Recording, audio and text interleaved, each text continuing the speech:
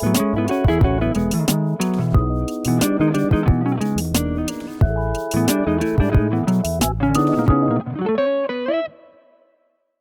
Gast heute Abend beim The Latest Talk hier im The Latest Store auf dem Kudamm in Berlin ist das Mastermind hinter dem ganzen Konzept, nämlich G. Maciole Nunes. Ich hoffe, ich habe den Namen richtig ausgesprochen. Herzlich willkommen, G. Du sitzt hier in dem wahr gewordenen Traum sozusagen, den du vor vielen Jahren erdacht hast. Was ist das für ein Gefühl, jetzt hier zu sein?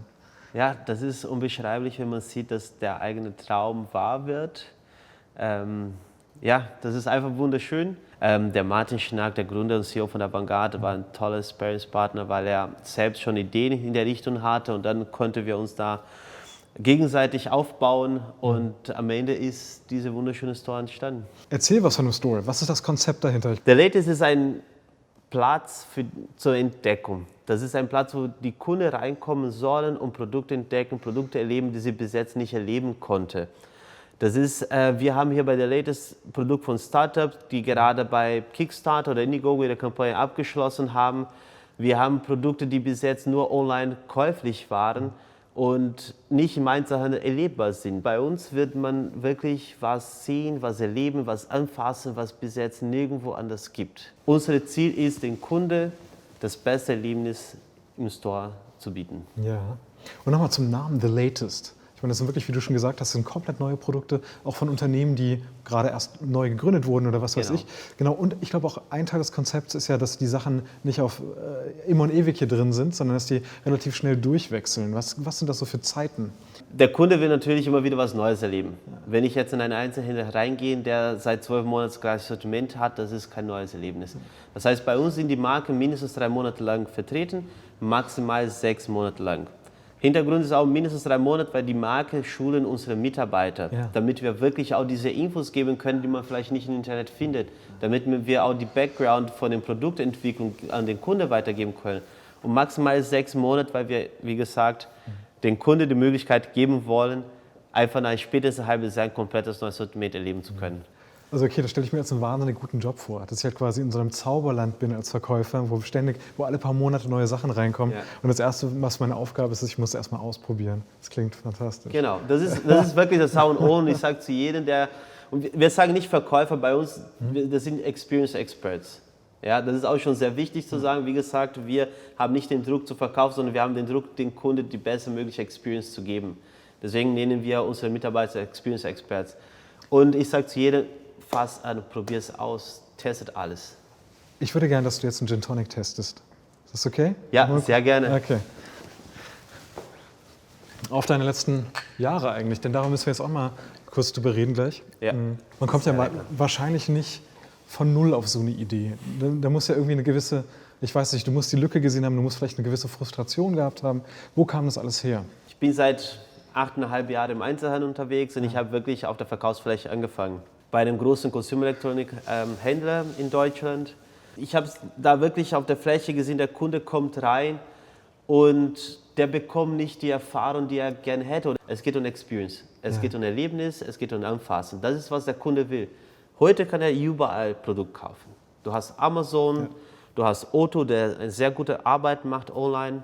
Wieso soll ich zum Beispiel bei einem Einzelhändler kaufen, der nicht so viel Auswahl hatte wie online?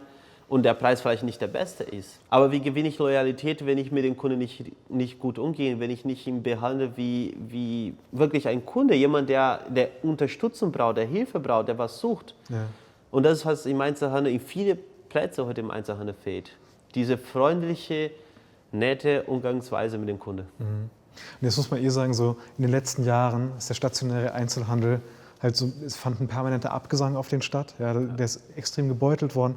So ein Konzept jetzt in diesem Jahr zu launchen, ist natürlich noch ein besonderer Mut. Also was ist so ein bisschen was ist so die Hoffnung, die damit verknüpft ist, auch gerade jetzt in diesem Laden zu sitzen? Ich möchte oder wir wollen hier zeigen, dass der stationäre Einzelhandel mit den Online-Shops doch sehr gut zusammenarbeiten kann und dass Digitalisierung auch möglich ist. Die Marken, die bei uns sind, die mieten sich eine Fläche an und sie bekommt ein großes Dienstleistungspaket dazu. Das heißt, die Mitarbeiter, die von ihnen geschult werden können, die müssen sie sich nicht um Miete von den Gebäuden kümmern, sie müssen sich nicht um Kassensystem kümmern. Wir haben auch eine Website, wo wir alle Produkte präsentieren Und wir haben zum Beispiel jetzt hier in Berlin eine große Out-of-Home-Kampagne geschaltet, wo wir 264 Screens in 50 unterschiedliche Haltestellen gebucht haben. Und jedes einzelne Produkt wird über 600 Stunden lang sichtbar. Und das ist alles Teil von diesem Paket. Und für sie, da ist kein Risiko, weil sie wissen ganz genau, wie viel sie ausgeben werden in diesem Zeitraum, sie dabei sind. 100% von dem Umsatz geht an den Hersteller wieder zurück. Wir haben keinen Share. Und sie können ganz genau planen. Und am Ende wissen sie, okay, cool, es hat super funktioniert, ich komme jetzt aus dem Online, stationäre Einzelhandel ist doch gut für mich, vielleicht wage ich den nächsten Schritt, meine eigene Pop-up-Shop. Oder sage, cool, das war eine nette Erfahrung, aber ist doch nicht das Richtige für mich. Ja. Der Latest ist für den Hersteller ein Ort der Entdeckung auch. Entdecken, was ist das richtige Geschäftsmodell für mich. Was sind so Sachen, wo ihr sagt, wir gehen vielleicht mit den Gründern nochmal ins Gespräch und beraten die vielleicht sogar ein bisschen bei, sagen wir mal so, das Produkt ist noch nicht ganz fertig, die würden gerne raus. Ja. Gibt es solche Momente oder sagt ihr nein? Ja, okay. Natürlich. Wir haben hier bei der Latest Produkte, die reine Prototyp sind. Wir haben Produkte, die wirklich, wir haben die 2 Prototypen hier im Store und es gibt keine weiteren in Deutschland davon. Wir testen sie, wir fassen es an, der Kunde testet das auch. Und der Kunde gibt sein Feedback. Der sagt, ob vielleicht welche Farbe ihm am besten gefällt oder ob irgendwas dazukommen sollte, ob er was vermisst hat. Da das noch Prototypen sind oder auch fertige Produkte, ja, die schon käuflich sind, diese ganzen Feedbacks, die nehmen wir auf und die geben wir wieder an den Hersteller weiter. Was ist sozusagen das The Latest Rezept für Unternehmen?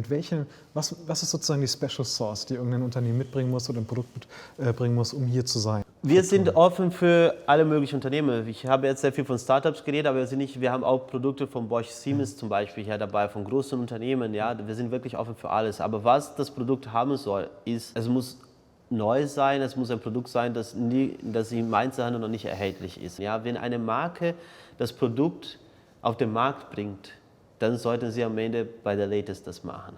Was mir auch gerade einfällt, ist, eigentlich hat man ja relativ wenig Innovationsmöglichkeit, weil es gibt halt einfach einen Raum mit Wänden. So. Und ich habe mal gelesen, dass der erste Supreme Store in New York, der war so, dass der Gründer hat alles beiseite geräumt, hat alles an die Wände geräumt, damit die Leute in der Mitte skaten können. So. In den 90ern war das total revolutionär, weil damals wolltest du so viel Sachen wie möglich halt überall auslegen, aber dass man sagt, nein, man macht bewusst die Verkaufsware weg, dass das funktioniert hat. Das ist auch ein Ursprungskonzept von der Latest so gedacht. Der Latest ist nicht nur ein Ort, wo man Produkte sehen kann und erleben kann, der Latest ist viel mehr. Das ist ein Erlebnisort. Berlin ist ein Startschuss, es soll größer sein. Ja. Was steckt noch dahinter? Was ist für die nächsten Jahre geplant? Komm. Wir wollen nicht nur in Berlin bleiben, wir werden aber auch nicht 100 weitere Stores in Deutschland machen, das ist auch nicht das Ziel. Wir werden ein paar weitere Stores in Deutschland machen, so in Städten wie München zum Beispiel.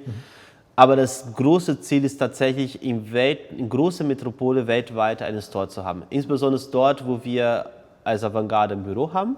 Das heißt Shanghai, Dubai, London, São Paulo. Aber auch in Städten, wo wir selbst kein Büro haben, wie Tokio oder New York. Das ist so die Idee. Das heißt, am Ende werden wir eine schöne The Latest Netzwerk und wo Marken am Ende sagen, wenn ich jetzt mein Produkt auf den Markt bringe, das ist der Platz, wo ich weltweit mein Produkt bekannt mache. Darauf trinken wir ein. Auf jeden Fall. Herzlichen Dank, G, für den Talk. Mich sehr gefreut. Gerne. Sehr schön. Und viel Erfolg. Das war's vom The Latest Talk hier im The Latest Store auf dem Kudamm in Berlin. Schön, dass ihr dabei wart. Schaltet auch nächstes Mal wieder ein, wenn wir inspirierende Gäste haben und interessante Themen und uns dem ganzen Oberthema Innovation widmen. Vielen Dank, bis bald.